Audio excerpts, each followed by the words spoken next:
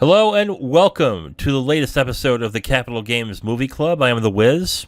And I'm Zero. Zero. Per your request, we have decided that we were going to watch the 2002 police drama Infernal Affairs, directed by Andrew Lau and Alan Mack. This is a Hong Kong film starring Andy Lau and Tony Leung, which I was very surprised to see. You recommended this movie. I know you saw it way back when, and I owned this film for a while and just never got around to watching it. So I was happy to finally check this film out. So why don't you go ahead and talk about your feelings of the film? Maybe go into how you saw it first, and then tell us what you think of the movie. Okay, so for background, I saw this back in 2003 Mm-hmm. when I was just dating my then girlfriend, who was Hong Kong Chinese and everything, Right. and it had came out. It had came out to VCD. So if anyone wants Oh my to God. find out how old I am, there you go. Wow. So VCD? so she had gotten it on VCD, got the entire, and then as the years went on while we were dating, she got the rest of the series immediately when they came out to VCD and everything. So I throughout the time that I was dating her, I got to see the entire trilogy. Ooh. But yeah, it was one of those things that when we were just kind of hanging out at her home and stuff, she was just like, hey, you mind if we watch a movie together? I was like, okay, well, yeah, just I I'm pretty open to most movies and everything. She was like, okay, well, I'm gonna put in Infernal Affairs, and I was like, okay, can you give me sort of an idea of what kind of movie it is? And she was like, oh yeah, it's kind of a crime drama with a lot of like um psychology and Buddhist themes and stuff. I was like, okay, sounds great to me, and just um, kind of really didn't have any idea of what to expect going into it, and then just with watching the entire thing, I was just kind of blown away by just the performances of Tony Leung and Andy Lau in the movie. Just fantastic performances by them, and just kind of adored Kelly Chen's performance in the movie as well too. So just completely liked the movie just throughout, and it was just sort of my first go through, and yeah, just kind of took me by surprise because crime drama typically isn't a genre that I really dip into. So it was one of those things that just I was like, okay, I'll take a chance and see how this goes, and yeah, it was by far one of the most pleasant surprises I've ever had. I love when you watch a movie and you're just pleasantly surprised by what you're watching. When we talked about Notting Hill, that's the one that I think I got the most surprise out of watching a movie and just outright enjoying it. This is an interesting film. I did like it. For those who probably aren't aware by now, if you're not, we did talk about this in the last episode when we discussed what we're watching. This movie was remade into The Departed, which is most famous now for getting Martin Scorsese his Academy Award for Best Director, finally. So that's where maybe some of you might be familiar a little bit with Infernal Affairs. But the for those who've seen The Departed, the plot is essentially the same. There's a mole in the police department in a city, and there's a mole in a crime ring. And basically, it's a cat and mouse game where each mole is trying to find each other in order to take each other, either one or the other, out to, I guess, gain supremacy on the situation. I saw The Departed first, and we're going to talk about that next week when we watch it. But in regards to this, I was very surprised by the feel of the movie. The movie, maybe I'm wrong on this, but the movie gave me a late 80s, 90s action film feel.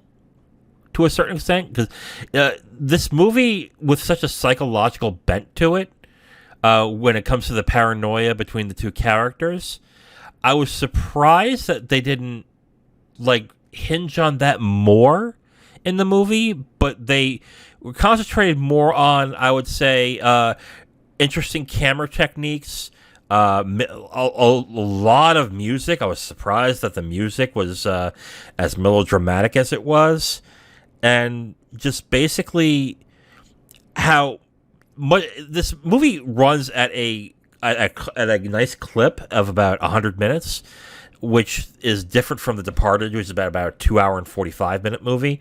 So I was really surprised that this film, I was surprised and a little disappointed that the film didn't go more into the paranoia and the stakes that each character was in.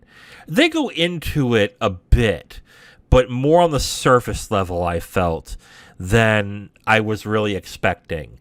So I'll be honest, the way that this film was done, I would have more expected this to be a Hollywood film than it would have been something from like Hong Kong or from Asia. That's because usually Asian cinema is a little more contemplative, a little more slow, a little more thoughtful, and I didn't get that vibe from this movie at all, unless I've missed something completely, which is possible.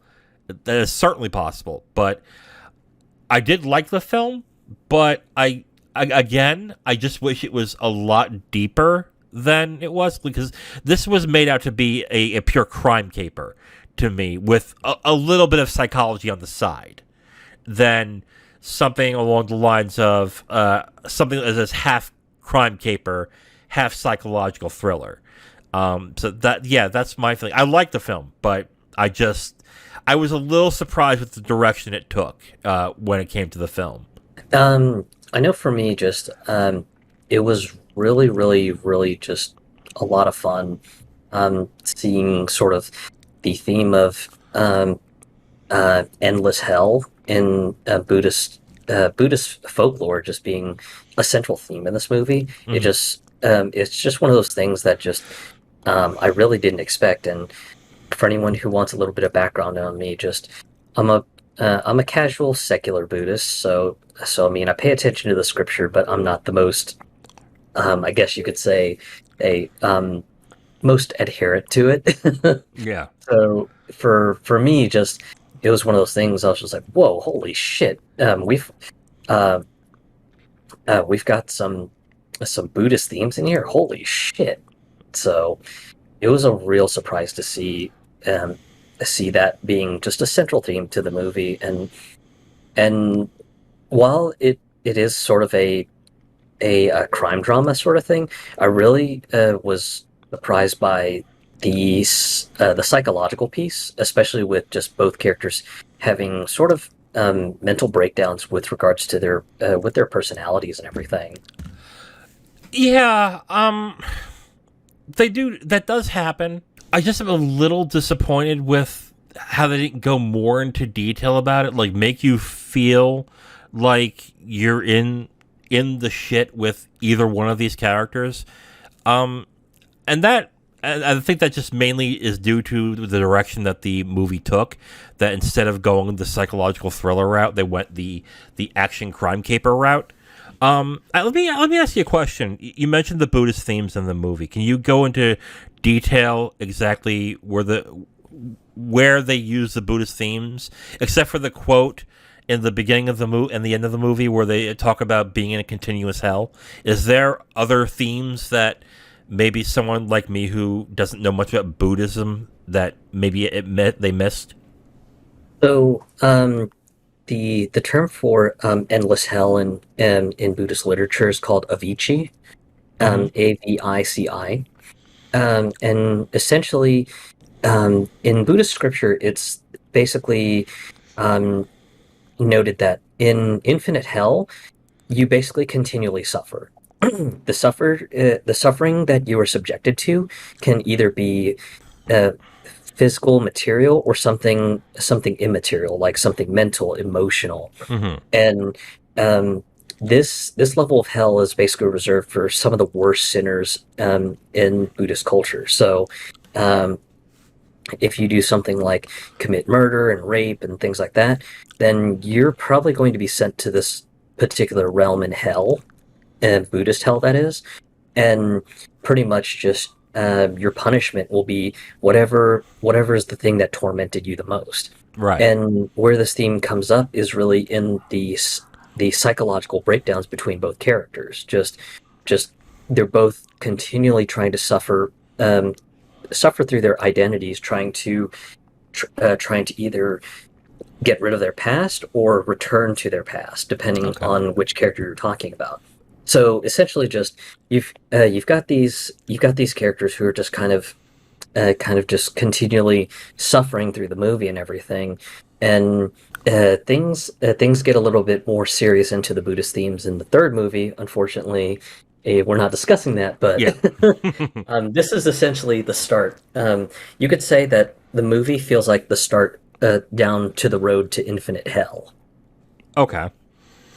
Okay. So basically, the Buddhist theme is essentially that quote of being a continuous hell in lieu of both of these characters suffering through their identity and trying to stick with who they really are while pretending to be something they're not. That's essentially the continuous hell of both characters. Am I getting that correctly?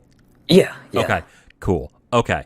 I was just thinking that maybe there were there was other themes around surrounding the film. I know that there's one scene in the beginning that is in a Buddhist temple, but other than that, I just didn't notice if there were any other, I guess, themes involving with that as well. But that's interesting.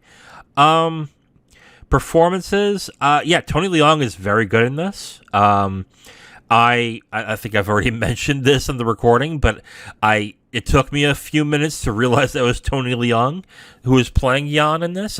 Jan is the cop pretending to be a criminal, and Andy Lau played. Oh no! Oh Well, no! no, you got it. Tony Leung plays Chan Wing Yan, Yes, who is the cop that is undercover in Han Sam's gang, and then you have Andy Lau who plays Lau Ming, and he's the triad member who is deeply embedded in the Hong Kong police force, right, and he's the mole that reports back to right. Han Sam. These are very good. These are pretty good performances.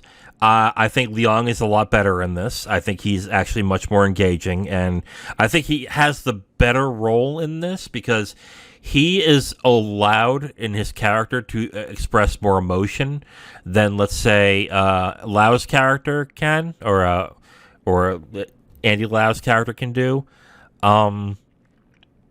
But also Andy Lau's character is, I think, much more of a colder person, which is another thing that's interesting. That's a juxtaposition when it comes to the film, where the heartless and cold one is the one that's protecting people, while the one that is technically the bad guy is the more emotional and probably more moral person in the film. So that's another interesting juxtaposition as well.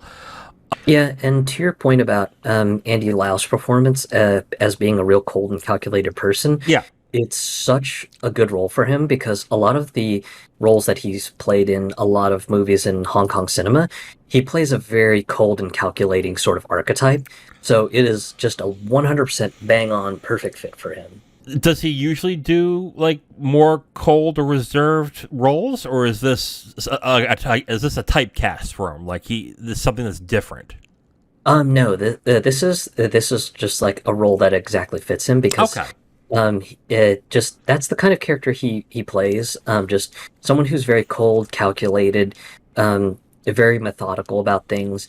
It doesn't matter if he's depicting like a good guy or a bad guy. Just that's sort of the archetype he has. He's just very very cold and calculating. And yeah, just this was my first exposure to him as far as Hong Kong cinema goes, and it was just one of those things. It was just like, wow, just this guy's just a really, really cold and calculated person. Just wow, Jesus. And then, of course, as I would go on to watch more and more movies throughout my years and everything, I would see more stuff with him in it, and just that's always the archetype that he gets sort of cast into, and just he just nails that sort of archetype depiction. Yeah. So, is the performance you prefer Leung or Lau in this? Do you prefer one or the other? Me, I absolutely loved Tony Leung's performance, Me mostly too. because just the breakdown he has of just uh, this whole living the lie of being a gangster and having to just completely completely forget that he's a cop just so he doesn't blow his cover, and just how it's tearing him apart. You can just sort of feel it in just how he speaks, but also just um, the makeup and costume designers just kind of nailed the disheveledness of just how he feels, and it's just a whole package. And especially like in the beginning where he's just like, I'm sick of this. I want freaking out. Just let me get out of this. I'm tired of this, and just and then of course his boss, Superintendent Wong Chi Sing, he's just like, oh, it's okay, it's just one more gig, it's just one more gig, and Yeah. of course he just kind of fires back. He's like, no, just I'm sick and tired of this. This is freaking killing me. Just I want out, and just when you hear the articulation and of him saying it in Cantonese, you're just like, God, this dude just sounds literally miserable. Yeah. Oh, definitely. And you feel it in the performance, even though you don't understand, especially me, that when you don't understand the actual the language that's being talked about, you definitely feel that desperation and that feeling of I just want fucking out. Just get me out of this now. So yeah, I'm surprised that the other performances in the film aren't as good though. I I was actually a little disappointed with who played the mafia boss in the movie. I was expecting, I think, a little more of a showy role, or maybe something that has a little more depth to it. Since these are, this is somebody that one of the main characters is willing to risk his life for. I would like to understand why, and you just kind of don't. You don't really. I don't. When I watched it, I didn't really feel like I understood why this character, who is clearly smart and capable, would want to follow this guy to do all these things that in the end will essentially get him screwed if he gets caught. So I don't I didn't feel that connection. I also didn't feel the connection with the inspector in the movie, the main inspector in the movie that the criminal is trying to connect with and is risking his life for. Like usually in these films, you want like a father figure for that character that will want him to go through all this stuff and make it seem plausible as to why he's doing it. And neither character did that for me. Maybe I'm thinking too deeply in this film, and that wasn't the intent. And that is certainly a possibility, which is why I think this looks to be more of an action film, crime film first, than a psychological drama first. So there's that. But I don't. Yeah, I don't. I'm kind of disappointed with the performances and the characterization of those specific characters specifically, because they were so important to the main characters.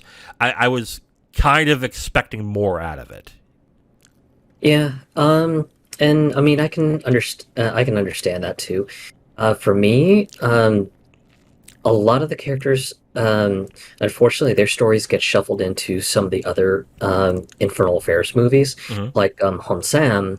Hon Sam, his story becomes more apparent in the second movie, unfortunately, and it kind of explains more of his motivations and sort of his origin story, and how it sort of leads into his role in the first Infernal Affairs as being one of the top cocaine dealers in Hong Kong. Okay.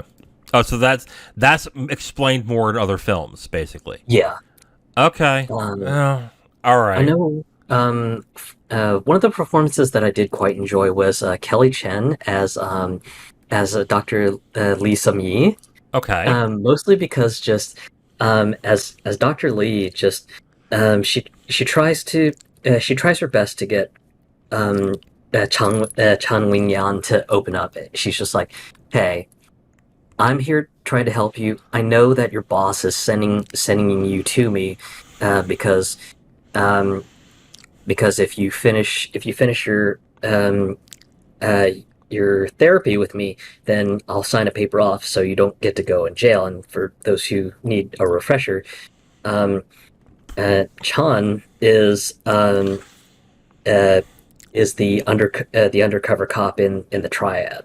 Okay. So of course, it's kind of more of a threat of the superintendent sending his ass to prison if he doesn't just sit through this therapy and everything, especially to kind of legitimize his cover and everything, because of course he's very prone to violent outbursts and things like that. Hmm. So of course, just it kind of starts off with Chan and Dr. Lee sort of kind of at odds at each other because she's just like she gives him the usual boilerplate. Hey, you're here um, because the police have ordered you for psychological therapy. If you complete it, I'll sign your paper off, and basically you won't get to go to prison. And of course, in the initial meeting, he's just kind of pissed off about this. He's like, "Oh fuck this," and just Mhm. kind of walks out the office. And then you kind of see that that both he and her sort of kind of form like um, a little bit of a relationship, and it's definitely a lot of push and pull because it's just like she'll try to get him to respond to hypnotherapy, and he'll pull shenanigans like he'll just start munching on like a giant rice cracker and be like, "What? I'm fucking hungry." Yeah. And so just you can and it's kind of funny because she's just exasperated by this, Yeah. and she's just like, "Oh my god, just quit fucking around with your therapy, dude. I'm literally trying to help you." Yeah. And he's just like, "I know, but just um uh, I'm not one who can be tamed and everything." And Mhm. then finally you get to a point where just he pulls one prank that's just a little too far. She gets pissed and she's just like, "I am so frustrated with you." And then in her frustration, she ends up tripping and falling over herself. And and um, Chan finally feels bad. He's just like, "Oh God." So he kind of helps her out, and he ends up kind of coming out clean with her. He's just like, "I have a secret that I need you to keep, but just here's my secret, and I'm going to make a very sensitive omission of all the places just in Hong Kong. I could never fall asleep anywhere. Your office is the most relaxing place that I can fall asleep in." Mm. And so that's kind of where just the relationship sort of opens up. Okay. I was gonna stop you and go into spoilers, but I'm gonna I let it slide for one reason only. All Mm-hmm. that you just told me about never happened in the cut I watched. Holy shit! You were telling me about the prank. You were telling me about all this stuff, and literally none of it's in there. Holy shit! None of it. Because you tell me about her performance, and I'm like, she's barely in the movie. Like I'm sitting, like she's in 3 scenes in the movie, and that's it. And they're not that memorable. So when you're telling me these scenes, like I watched this yesterday, and I don't remember these scenes at all. And either I got into a fog during those scenes, or they're not in there at all. Like they're cut, essentially. So why don't we? I think right now we should get into spoilers. You want Okay. to do that? Okay. Yeah, yeah. So yeah, if you're still listening, and you should be. Thank you. We're gonna go into spoilers for Infernal Affairs. If you want to come back, if you want to stop and come back when you watch the movie, go right ahead. We're going to start in 5, 4, 3, 2, 1. Yeah, so you mentioning that character, the doctor in this, really puzzled me when you told me you really liked her performance. Not that it was bad, but because of the cut that I watched, she's barely in it. She barely does anything, and she's pretty much. They allude to a romanticism between the two, but because of, I guess, how the movie was cut, it just was really unearned. Like, it kind of came out of nowhere that he was suddenly romantically interested in this woman. So when I saw that, I was like, that's contrived. Like, that doesn't work. Like, come on. Because it went from, here, I'll tell you exactly where it went from. It went from the first scene with him in her office being the one where he's asleep, and she's playing computer games, to then him saying that he is a criminal, he's a cop, and admitting that he's got a problem, to then the funeral scene, and that's it. Wow, that's a humongous cut because Yeah. so you've got all the pranks and everything, and then you have the scene where in the in the edit that I was watching where just um, he pulls a final prank, pisses her off. She tries to get up and kind of like huff and puff and trips over herself, and then he ends up feeling sorry and helps her up, and then he finally makes the admission. He's just like, yeah, your office is the place that I feel the most comfortable in.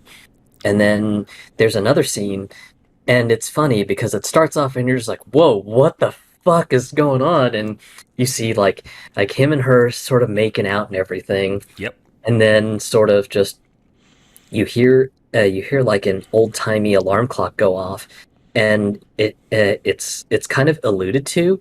It isn't like just dead obviously announced, but it's kind of alluded to that whole makeout scene was just a figment of his imagination while he was asleep. Oh, yeah. And then you see her playing on the computer, playing Tetris or whatever. Yeah. All that you mentioned never happened in my What the? Never That happened. is so strange. Yeah, like you mentioning all this stuff, I'm like, that didn't happen in this movie or the cut I saw. Yeah, like that character was, I guess it was purely de-emphasized.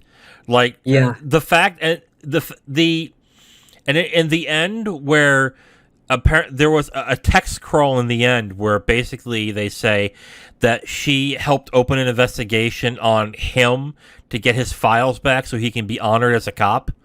That is literally, like, that's it. That's all it is. It was the one scene where he's in the office sleeping and she's playing the computer game, to he tells her that he's a cop, to then he's dead and she's at the funeral, and that's it. That's her arc. That is completely it. Well, and it really feels contrived from that cut, because the only thing that you recognize in the film about her feelings toward that character is annoyance. Like, she's annoyed that he is not taking this seriously, that he is kind of using you for sleep, and just kind of like she obviously feels bad, but I thought it was more like a professional kind of, this is just the type of people that I have to deal with sometimes, and I'm an empathetic person, so yeah, I do feel bad for you. But not in a way of there's a relationship, there's a romance, there's things like that is not in this cut at all. wow. The And dream sequence is not in there at all. and it's kind of funny because after that scene, when Chan decides to go forward with his plan to expose Lau Ming. Mhm. He goes to her office and he's just like, he tells her again, and don't forget my secret. I'm a cop. And then and then sort of uh, tells her something to kind of reassure her that everything's going to be okay. He kind of tells her, or don't worry about everything. Everything will be okay by tomorrow. Hmm. And then after that, after he says that, he just kind of ends up kind of hugging her and and just the the way how it feels it is that they finally sort of come to realize that they both quite like each other, and that's sort of the unfortunate start of the relationship, and then you get to the just oh so great the rooftop confrontation scene. Yes. Okay. I keep saying this, but almost everything that you're telling me about the relationship between the doctor and the criminal, not there. So, that makes me also wonder, the music in the movie, is it melodramatic, bombastic, kind of, emphasizes on, I would say, on emotions, or is it more subdued? The music will definitely stick out in some of the pivotal scenes. Okay. Like the one scene where the main theme of the movie plays is when um, Wing Yan's superintendent is killed by the triads by them throwing him off the building Yeah. and him landing right on the car. Yeah. Just things slow down, and then you hear just the movie theme play, and just at that point, that's when the gangland shootout starts Okay. between the triads and the cops. Okay. So So that might be that's probably the same cut then. So they just really cut the psychiatrist part. Huh. yeah, Interesting. that's a shame because it's in my opinion, it's probably one of the more funnier scenes because it sort of breaks up the tension and everything. Hmm. Okay. Especially because just leading up to the psychiatry office scene, just everything is so tense. Just this is right before that scene starts is pretty much just the height of the cat and mouse race for the triads to find out who the rat is in their gang, and then for the cops to try to find out who the mole is in the police force and everything. Yeah. God, this is interesting. Like, when we talked about watching this, we looked on the internet to see if there were differences between cuts, and we couldn't really find anything other than that the Chinese cut has a throwaway line about the officer and the fake officer being arrested because he's a bad man. That was the only thing we could find. I'm wow. I'm actually I'm shocked by this. Like, I didn't. Huh. Well, now I feel kind of bad because now I feel like I'm watching an inferior cut of the film, and I'm not gonna be able to really give it a fair shake. But anyway, that won't stop me. What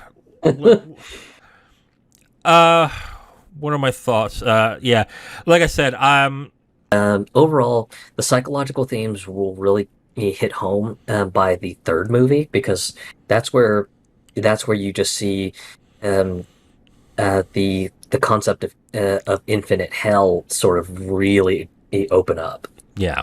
Okay. All right.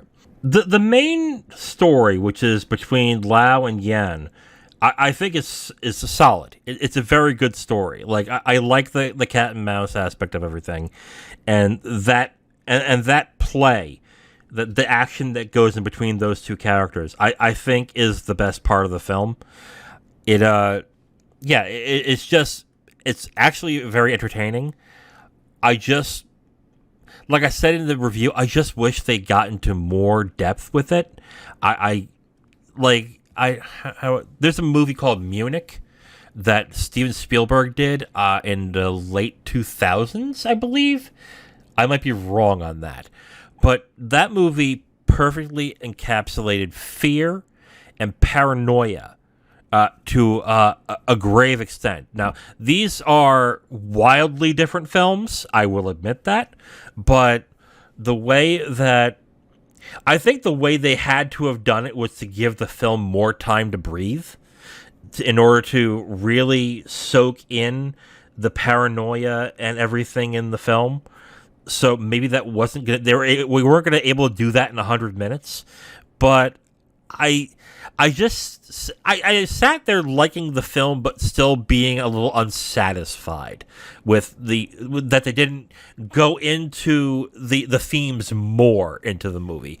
I guess that's also kind of a good thing to give the film too, that you wanted more of it when you when I watched it. Like, I was satisfied, but I definitely wanted a lot more than it gave. So yeah, maybe that will essentially lead me to watching the other two films when and if they come stateside. So yeah, that's I guess that's my take on that. Yeah. This is still one film that I still love coming back to every once in a while.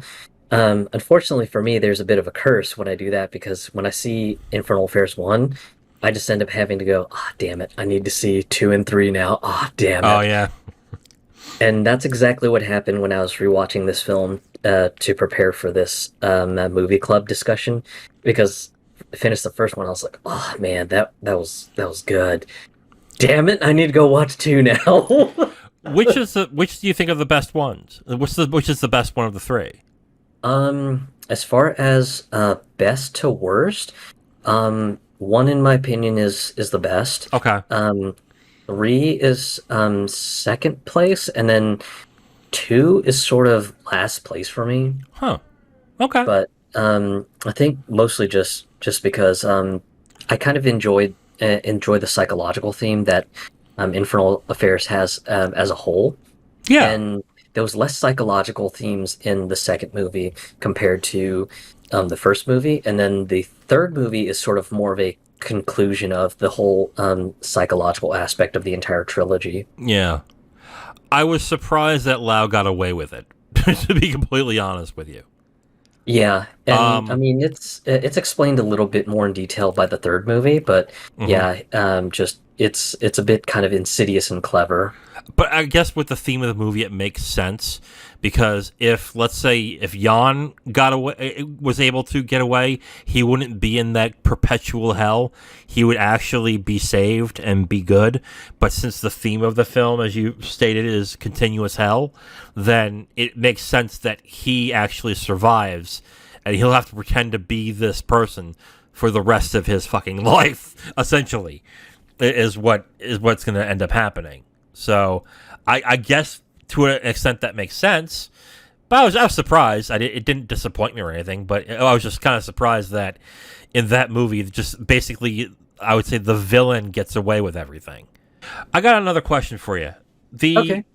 The ex-girlfriend or the friend of Jan that pops up with her daughter. Yeah. There was one scene in the film where they're introduced, where he's introduced to their daughter and he's nice to her and this and that. And then the final scene, and then the next thing you see her in is the funeral, like for some reason crying, which gave no context at all that they were close in any way, shape, or form. Was there stuff cut from that too? Um, it's kind of more sort of an inference. So for anyone who's still keeping up with us on this discussion, so there's a scene where Ton basically tells Crazy Kung, he's just like, hey man, don't snitch on me to the boss. I'm gonna go out and get myself a massage. Yeah. And so he ends up stepping out, and he bumps into this woman and her daughter and everything, and turns out that it's his ex-girlfriend from many years ago. Okay.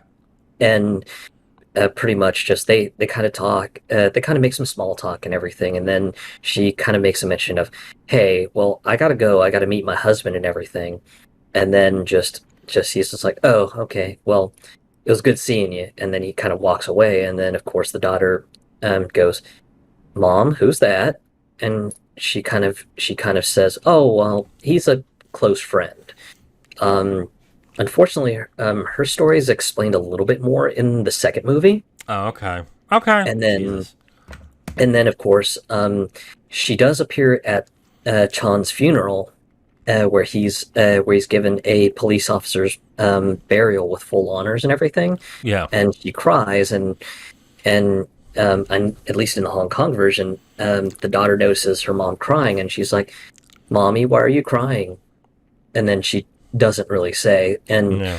um, it's from those two scenes, it's sort of inferred that the little girl is actually Chan's daughter, but Okay. there's a little bit more of a deeper explanation in the second movie. So was this supposed to be always a trilogy of films, or was this one of those things where the movie was popular and yeah, they decided to do a sequel to the first one? At least from the stories that I've heard on how this movie's development went, um, this was originally just supposed to be a one-off, Hmm. and more so from the fact that just when they were trying to find funding for the movie, no one wanted to touch it because it was just like, dude, you're talking about triad business? Whoa, that's a no-go. That is no, no, no, no, no. That Yeah. is scary shit. You're not glorifying the triads. You're making them to be as brutal and as ruthless as they really are.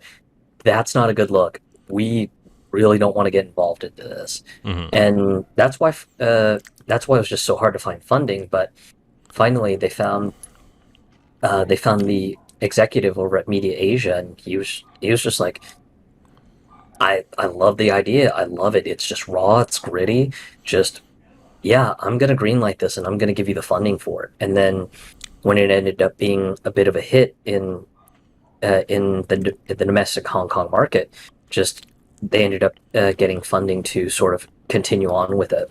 Hmm. Okay. This isn't a really raw, gritty film, though. This is. Well, it is for Hong Kong cinema, Okay. especially the fact that the triads are depicted a little bit more closer to life. Okay. Because for sort of a counterexample for a movie that sort of glorifies the idea that triads are all about brotherhood, camaraderie, and stuff. There's a series of movies in Hong Kong called Young and Dangerous, and it's all just about the romanticization of the triad. So Hmm. just bros being bros, supporting each other when things go bad, um, beating up gang members who beat up the bros in the gang, just all sorts of glorification of just like the bonds that brotherhood brings together and everything. Hmm. So a lot of Hong Kong movies that featured the triads really sort of played them up in sort of a romantic way, kind of like how things were in the Japanese movie scene with the Yakuza. A lot of films glorified the Yakuza as sort of like paragons of brotherly virtue and stuff like that, when in all honesty they're not. So Yeah. same sort of thing in the Hong Kong movie scene, but for this movie to completely go, no, we want to go show how it's really like in the triad. Just it was really raw and gritty for Hong Kong audiences. Okay. I will say, this is something that we had discussed before we had started the podcast. Hmm. Janus Films apparently has the rights to Oh, um, baby. Infernal Affairs. Hmm. So this may mean that this movie might be coming out to theaters in the U.S. and everything. Oh, it definitely is. It's coming to Okay. art house theaters and the theaters. They haven't gotten a date as of yet, but yeah, it's getting a 4K transfer, and they're releasing it in theaters. There's not a date as of right now.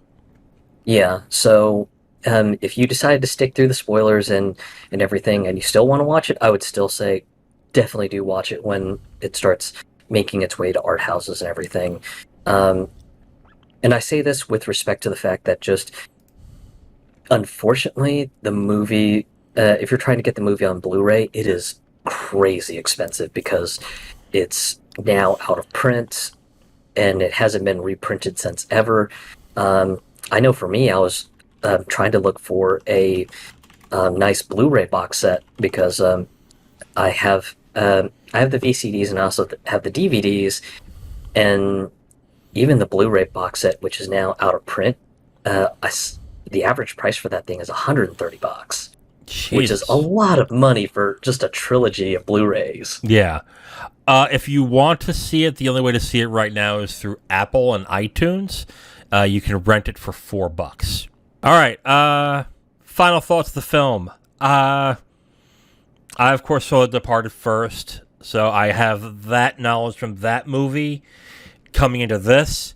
So when I came to watch this film, I was surprised by the tone and I guess how melodramatic it is. But it's a good time. It's a good movie. Fun. I would venture to say fun in a certain aspect, but it's definitely a engaging, interesting film to watch. Good performances, especially from Tony Leung and Andy Lau. I'm now jealous that I didn't get the right cut, so now I'm probably gonna have to go on your server to download that. Great. Yeah. But yeah, from what I saw, if you're gonna download the version from iTunes, it is a good movie, and I'd recommend it. I think you should watch it if you're interested. Yeah. I will say it's a good movie, but I will go a little bit further and say if you can find the Hong Kong version of the movie, definitely try to make the effort to find it. Um, the mainland Chinese movie is a little bit of a disappointment, mostly because of the um, anti-glorification of crime law that the mainland Chinese have. So you won't get the true ending there. But here's the irony about that.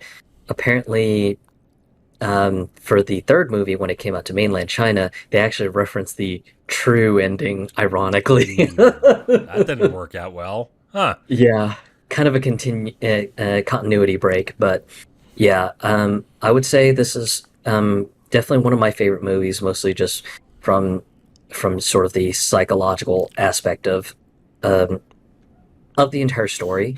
And it's a little bit more fun and apparent in the Hong Kong edition of the film. So, yeah, that would be my thoughts on it. Okay. All right. All right, Zero. So we are closing in at the end of this podcast, but before we go, I have a question for you. All right. So we are talking about Infernal Affairs, which was then remade into The Departed, which, spoiler alert, we're going to be watching next week. So, yeah. Anyway, with that, the question I have for you is this.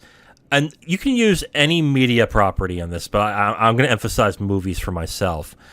What movie would you like to see remade in a different setting or language? Tough one. Oh, yeah?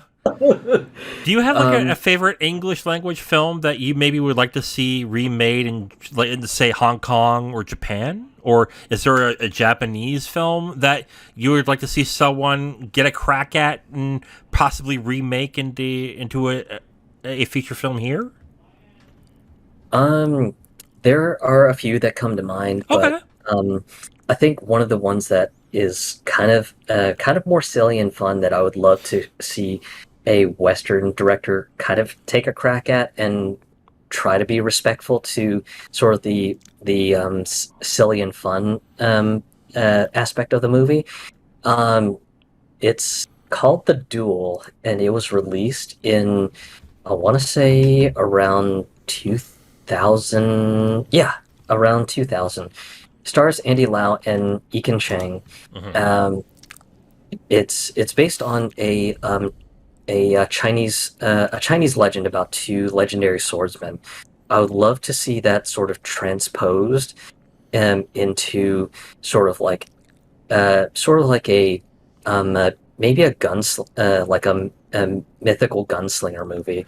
I mean, it could be placed in like a futuristic shadow punk like setting where just you've got magical powers and firearms and stuff like that. So that would be one thing that they could that would be one direction they could take it or something. But yeah, just it's it's both very serious but also very fun too. And every once in a while there's some kind of dorky slapstick moments as well too.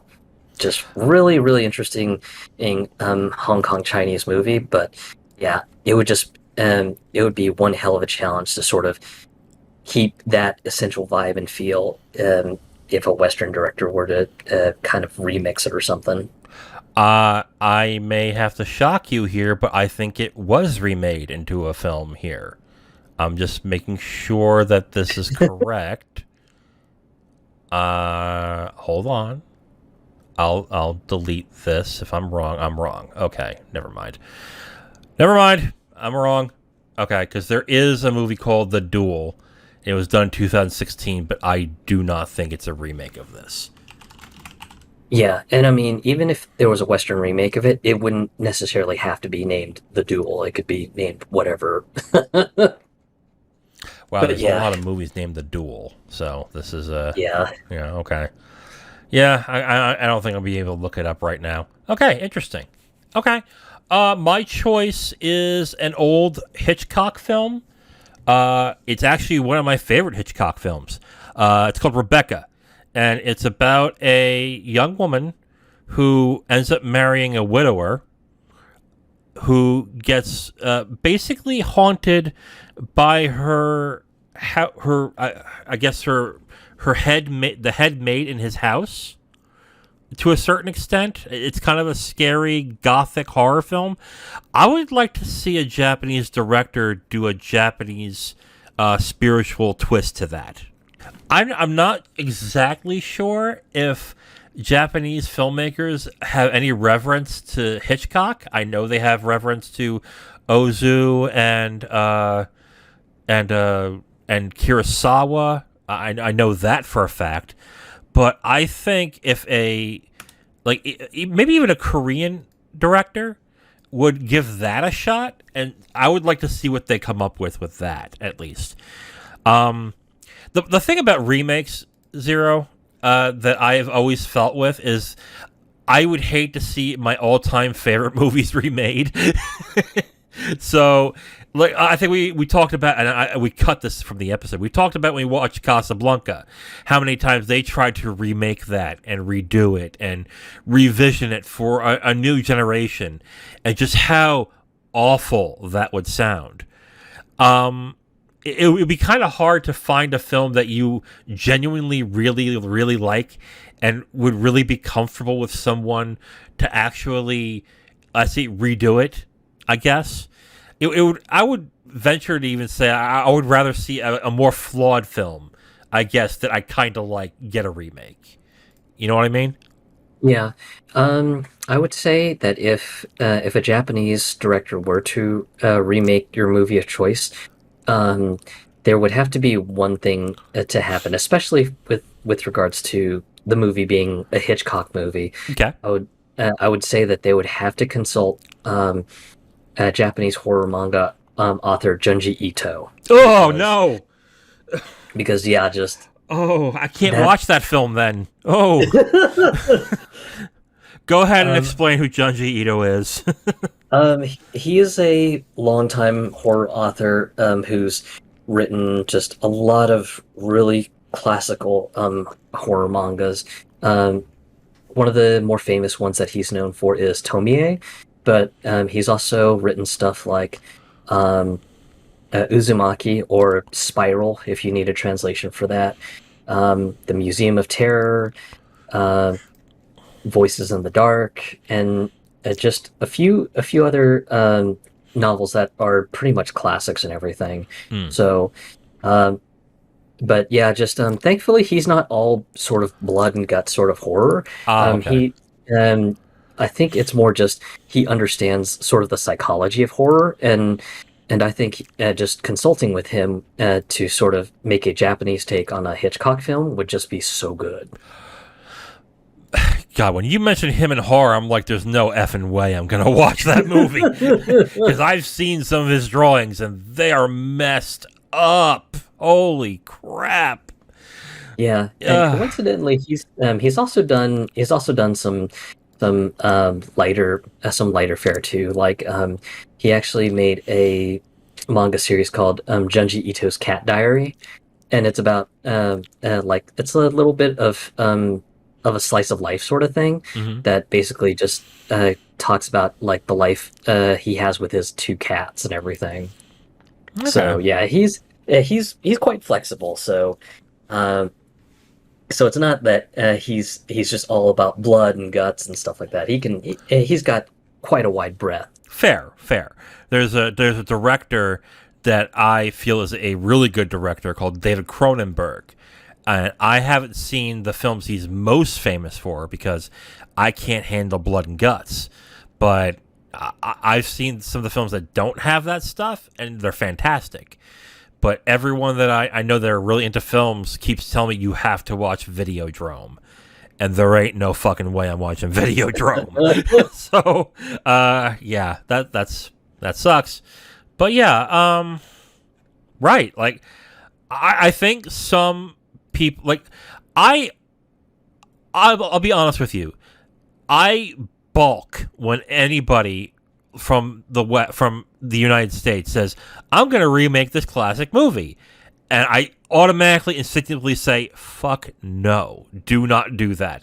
Because what ends up happening is that they basically either just remake the film shot for shot with maybe some minor tweaks, or they do the film again, but for a new generation where it just doesn't fit and it doesn't really play well, or they have to change so much of the film that it just isn't the same film anymore. So, yeah, like, but on the other hand, there have been plenty of Shakespearean plays that have been remade into decent films.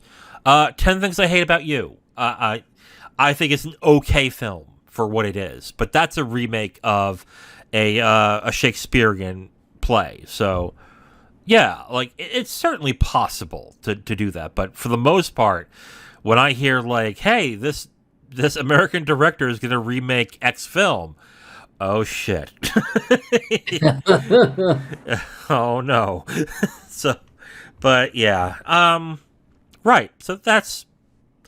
I think that would be cool, actually. I would like to see other countries take, I think, our best films and do something different with it. That's what I would be interested in, personally. So, yeah. All right, Zero. Well, we are at the end of this episode yet again. We already know what we're talking about next week. We're going to talk about Martin Scorsese's remake of Infernal Affairs, The Departed, starring Leonardo DiCaprio, Matt Damon, and Jack Nicholson. Of course, tune in next week for when we discuss The Departed. For that, I am The Wiz. And I'm Zero. And we will talk to you all next week.